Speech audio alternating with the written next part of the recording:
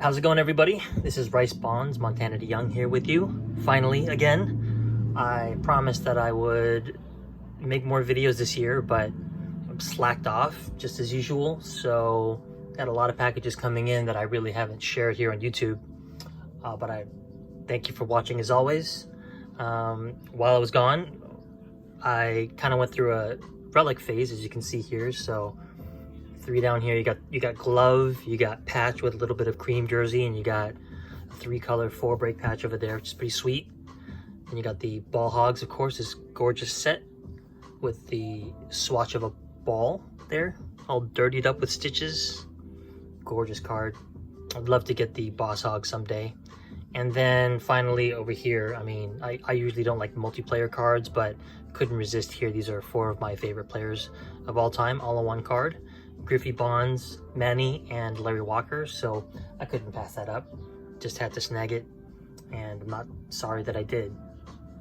So I got a 4-package mail day waiting for me today, and I don't know if I'm gonna do them all in one video or break them into 4, just because if something goes wrong or if I find something like unexpected, then maybe I'd want to edit it. So I might actually stop between each one. But let's just kick it off then with the first package. This one came from a seller on eBay, and you know how sometimes you go through one of those phases where you buy so many cards you can't even remember like what is supposed to be coming in. This is one of those situations where I actually don't know what's in here. Trying to keep the address sort of obscured so you can't see, but the seller taped the stack of cards to one wall of the envelope, so I had to take it off camera. So that was secured with some Gorilla Tape to the back of that bubble mailer.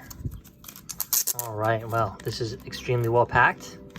I'll have to give a shout out to the eBay seller when I go back on eBay. But there's just been a lot of Bonds cards popping up recently, so I've taken the opportunity to grab a couple of them whenever I can. Prices are still out of control. It's late April, almost the beginning of May, and the worst of the spike seems to be past. A lot of Bonds' biggest cards have come back down to earth. Some of his biggest cards, like his 1986 Tiffany card, has lost about 50% of its value, or 50% of its value from its high water mark. So hopefully this gives us collectors a little bit of a respite, a little bit of a dip, so we can buy some of these cards up that we still need for our collection. I don't remember if I showed the red version of this card before, but when I saw this on eBay for a reasonable price, I decided I just had to snatch it up. It's 2002 Donruss, so this is after the collapse of the original company and then the sale and purchase of the company. I think they did a good job of continuing on with the production line series. Obviously, everybody wants the die cut. I believe the first 100 are die cut, so it's sort of a stealth numbering here because there aren't actually 515 die cut. There aren't actually 515 non-die cut either. It's how Donruss likes to do things, to kind of slip in numbering that you only know if you do your research. So let's have a look at this baby. Be gentle here. Sometimes these cards can have a little bit of a filmy finish, so I might want to wipe it down after I'm off camera, because there seems to be a smudge there. But overall, you know, there's a corner ding, but you kind of expect that with these cards. You don't really expect, you know, mint cards. There's no reason to expect that. There's no reason to want it.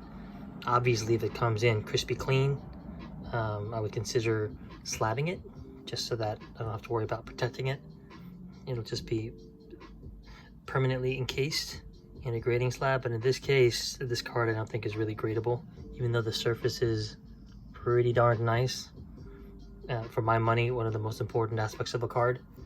I think the most important aspect of a card is the surface. It's the part that you really actually have to look at when you have the card in hand. So the grading emphasis on centering and some of the other metrics and subgrades, to me, does a little bit of disservice to the hobby, just because, I mean, come on. Honestly, when it comes down to it, you want to look at your card and see that it's clean.